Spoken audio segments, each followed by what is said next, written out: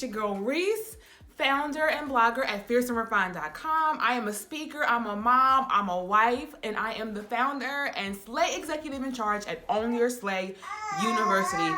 Yes, I wear all those many hats as a mommypreneur, and I wanted to come back to you with another video as we are looking to provide a space for us as millennial moms to talk about the things that aren't so frequently talked about but are completely normal.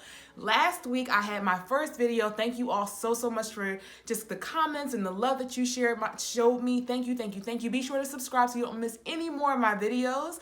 But we shared 9 things that are totally normal that new moms experience that you need to know about. If you missed that post, please go on over and watch it, because I promise you, you will get a really great understanding of what we as new moms experience. Whether you are a new mom, an expecting mom, you're connected to a mom, it'll give you a little more perspective on some of those things that are normal. Now today I'm coming back to touch and follow up on a topic that I mentioned in last week's post. Before we go any further, let me just give a disclaimer. I am not a medical professional. I am simply here sharing my truth and what helped me to navigate these spaces as I journey through this place of being a whole mom on a mission and building an empire, okay? Mommypreneur life all the way, real over here. So without further ado, let's talk about today's topic. Now, I wasn't really sure, honestly, battling, God, how do you want me to talk about this? I wanted to follow up on that point of what it looked like for me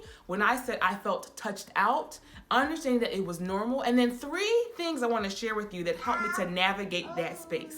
Now, feeling touched out, what is that? I'll link below.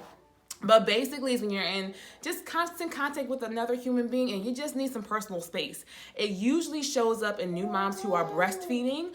It affects sometimes their relationship with their child while they're breastfeeding. Sometimes it affects their intimacy with their spouse. I share with you all, came in, my husband came home looking for a hug, and I was like, your girl needs a minute, okay? And so with that being said, with me, going through that journey and that space, and sometimes it still comes, every once in a while it comes, I'm like, I need some personal space. But now I am better able to maneuver and navigate and process and get through so that that doesn't last as long as some people may have let it last. So the first thing, when you might find yourself in a space where you are feeling touched out, you just are just out of it. You're like, don't touch me, don't look at me, don't think about touching me, whether it's from your child or your spouse. For me, when I was in that space, the first thing that I had to do was, number 1, find out the information. I had to figure out what exactly it was that I was feeling. So for me, that took me going to Google, Dr. Google. I'm also in an amazing Facebook group for breastfeeding Black moms. I'll link that below as well. And just trying to figure out, is anybody else experiencing this? You don't even feel like being bothered, being touched, being around or even close to anybody. You just need your personal space. Is this normal? And you're like, it is normal, girl. And I found this article talking about what it means to be touched out, how to navigate that space. And so what I did, I sent it to Keem. I was like, here. I said, babe, listen. It took us a little while. When I gave him the finger, it was like, I need a minute. It took us a little bit of time to recover. And so the first thing was me figuring out what I was feeling. I shared it with him, the information. And then it brings me to the second thing we had to do was communicate.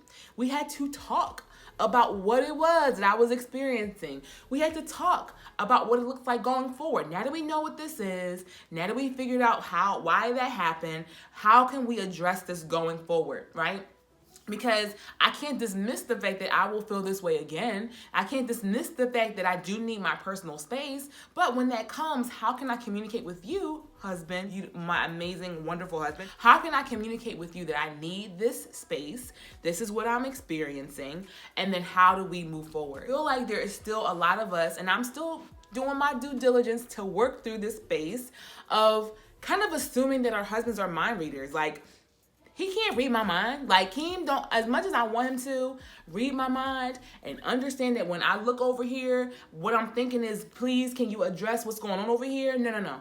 I have to communicate with my husband and not expect him to be able to read my mind. And so communication is everything, which takes me into the third thing I had to do, which was really just release those unrealistic expectations and try to reestablish and communicate the expectations that I have going forward, right? So for us in that space, that expectation for me was, hey, when you come home, look, ask me how my day was. Ask me what I need. Like, you know, I can't just expect for him to get it right every time. Now, sometimes he will. He's on it. Like, babe, what you need? You know what? Give me Dream. I got her. Do what you got to do.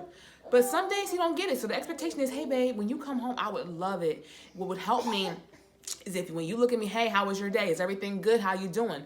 Some days I'll be like, it was great. We good. Go do what you got to do. But then there are some days where I'm like, babe, I need a minute. I need a break. Please take her. Wash your hands and take the baby, right? And so I had to really communicate what those expectations look like going forward so that we can start to get to a place where when that happens, it doesn't linger and it doesn't affect us being able to come together and connect on an intimate level. You ask any man, any thought leader, anybody who knows what men want, what women want, all those things, from the pulpit to the rap songs, okay? The number one thing, well, one of the top 3 things that men need is sex. And so when you start to see that certain things are affecting you being able to connect with your husband, especially when it has to do with being touched out, you have to get the information and help if that's what you need. Communicate with your spouse and let them know what you're experiencing and let them share with you how that affects them as well.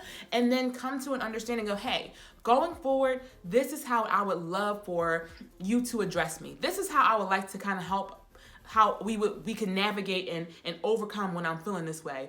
And, you know, it sounds simple, but when you're in it, it's just like, okay, this is what I'm feeling. Okay, I told myself I need to talk to him. Do I get it right every time? No. Sometimes I still snap. And sometimes I'm like, what are you doing? But I'm human and I'm learning. But when I do get it right, it makes a world of difference, right? It makes a world of difference when we're able to connect, when we're getting creative. Because let me tell you, if you got a baby, you married and you got a whole new baby, you trying to find ways to connect, you got to get really, really creative, okay? But when I'm able to get that time to recharge, when he comes home, takes the baby, and gives me a minute to just be like, okay, Reese, go ahead, do what you got to do. I got her. I'm able to just, okay, woosah, and get back into a space where I'm ready to be around my husband. And so I feel like, you know, it's not really a conversation that is comfortable to have with your spouse, but it's a necessary conversation.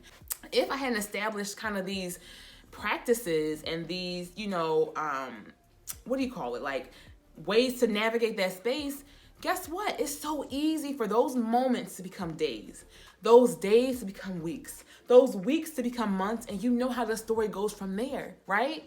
And so we may look at people or even in our own relationships and we're like, whoa, wait a minute, I haven't connected with my husband, but I also haven't been wanting to be bothered. Like, the thought of it just creeps me out. Like, I'm just annoyed.